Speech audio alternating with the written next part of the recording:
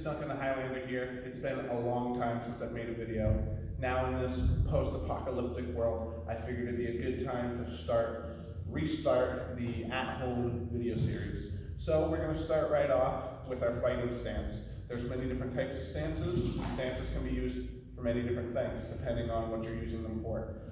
Whether it's a boxing stance, because we're trying to deliver good power with our fists and have mobility with our footwork. Boxers tend to stand more narrow, and they might be a little more square. Whether it's a boxing stance, and this is just generally, there are many different types of boxing stances. Every boxer has a different boxing stance.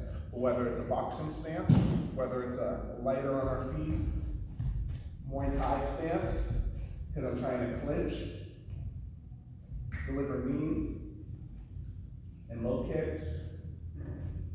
Whether it's a Muay Thai stance where you're aggressive, plodding forward, or if we're talking about a karate stance, where I'm more bladed, more side on, using a lot of sliding techniques and a lot of spinning.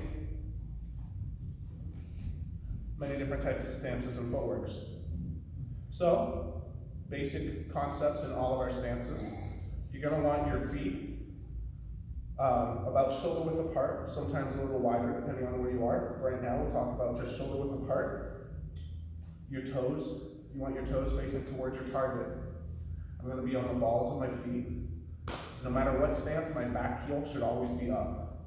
My hands should be high, my chin should be tucked, my hands should be blocking my face. Now as you get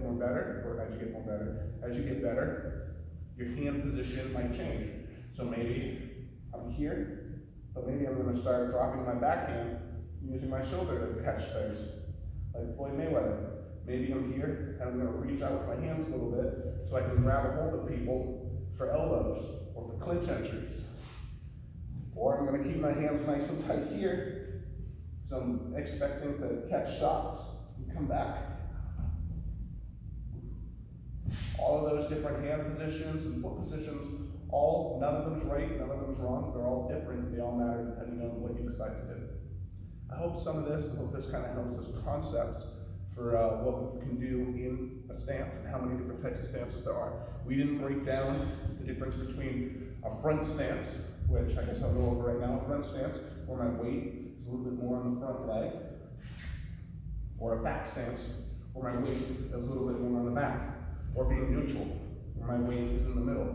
All of those things depend on what you're trying to do. If I'm moving back, I might have my weight in the back stance. Even if I can still move forward in a back stance. But what this is going to help me do is if I'm going to get countered, I can come back, fire back with a kick, come back, fire back with a shot. Same thing if I'm here. I can still move backward with my weight coming forward, but now with my weight coming forward, now I'm lining myself up for more powerful techniques.